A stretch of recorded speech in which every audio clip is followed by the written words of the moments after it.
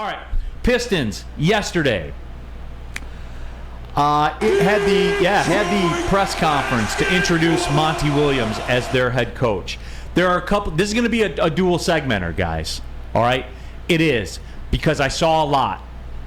I didn't necessarily hear. I mean, we did hear something that Spenmo put on the sheet that I think is very, very very refreshing as well. Mm-hmm. But there's a Tom Gores angle to this. There's a Pistons angle to this.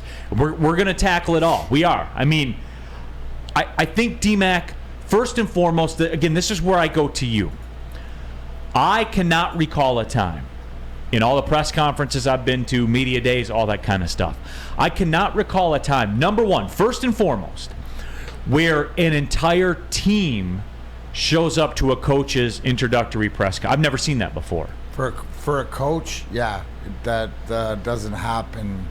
You know, I'm not saying that it hasn't happened, but I've never seen it. Right. The last big one, and it was like the moment where I sort of had the feeling of everything's going to be all right again, was Steve Eisman's press conference announced as general manager. That was big. The other ones that I think about in history, and I think that we were there, was when we signed Robitaille, Hasek, and Brett Hull. Right, so I think most of the team was at that one. Well, that's players, right? For players, but for coaches, no, I wasn't at the press conference when they hired Scotty Bowman or Mike Babcock or anything like that. So this was different. A couple of things, obviously, with what Monty Williams said, but I want to focus on the fact is that what you always said all along, back when Monty Williams would not go away, right? You said Tom Gores needs to pull out all the stops if he's at all serious, and you felt that he was. That's why he's not taking no for an answer. To the fact of what I love, right, is what Tom Gores did, and to the things that are important to Monty Williams. Now, obviously, let's be transparent. The money's huge, but also the compassion of the organization with Monty Williams' wife. Yeah. Is going through cancer. Yeah, so, Mari Sankofa, per source, Monty Williams' record contract with the Pistons includes private jet access and additional healthcare benefits for his wife, Lisa, who is battling breast cancer. It's part of the reason he felt comfortable calling Detroit home. That's huge. That has to go with making the guy comfortable, and I don't care that, yes, I would expect that the first thing is that he came for the money because it's the most lucrative coaching contract, which makes sense. But this, to me, tells me that he wants to be here, that he knows that this organization's behind him, and he can come with a fresh start and give, hopefully, what is needed here with the young guys that we have. WoodwardSports.com chat thread. AC says the Pistons are refreshing, like the refreshing summer splash salad during Strawberry Fest at Big Boy. AC, I like it. Good to see you back around, AC. Missed you the little time you weren't around in the chat. Can we WoodwardSports.com chat pull that? Also, AC's got a fire profile picture. It's Dr. Doom.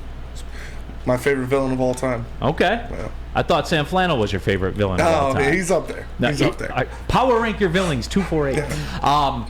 I do want to chat poll that one though. And I'm trying to think of a way to say this. Has your attitude changed about the Pistons after yesterday?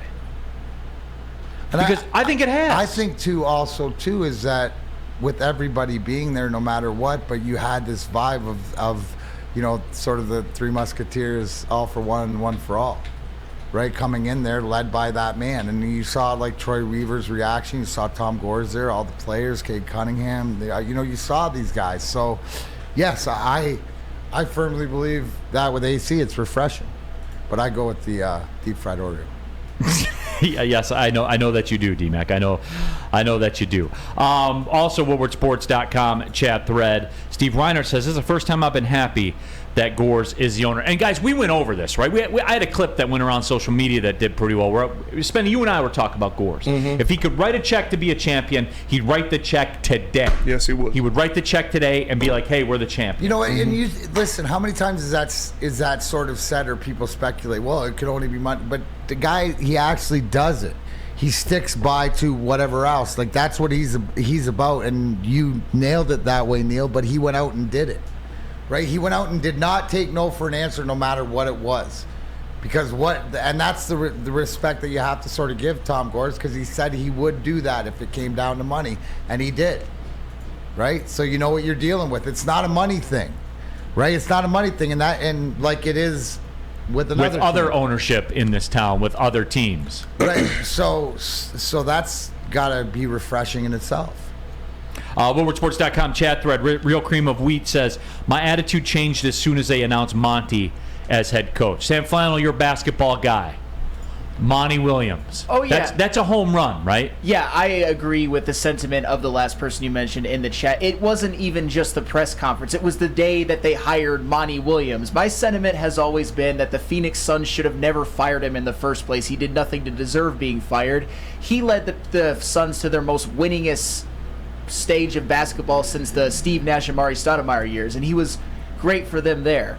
But when a coach is available that I would say is a gift, you take the gift. Even if you have to pay a little extra for it, you take the gift. You don't re-gift it to another team. And that's exactly what the Detroit Pistons did.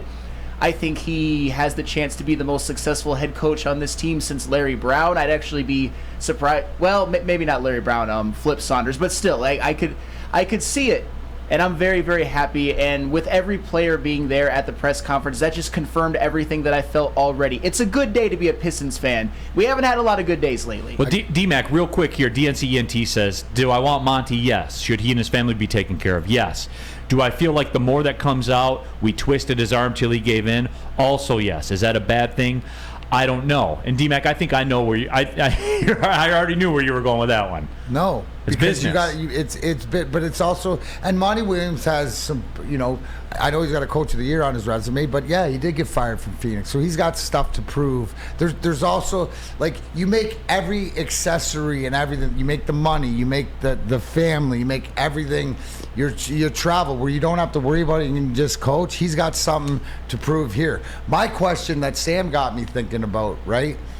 Because in the NBA or in coaching in general, right? When you hire a coach or a GM, that money doesn't go towards your salary cap. Right. So is that the true test of whether your owner is in or not? Is whether he's going to pay the front office guys, right? And go out and do something like this. Like I can go with, like, our game plan is not to spend money and it's to draft. I might not agree with it and think you should go the other way, but if you tell me that's your game plan, this isn't the case when you got to get the right guys in place. And you look, I think we got the right guys in place in all the teams now. Catspot 9000 says Monty couldn't get along with Ayton and his teams imploded in the playoffs in consecutive years. Now, Brandon, that's a little narrative driven and a little excessive. What if I were to say Ayton couldn't get along with Monty, like he's not playing well and he gets benched and he gets pouty about it? What if I said that? Would you buy that as well? You guys are NBA guys. Would you buy that? Yeah, I would 100% buy that. Ayton's a bitch. Okay, that's aggressive, but okay. Hold on a sec. Wait, Sam Flannel, you're an Ayton fan? No, I'm not. Of course you are.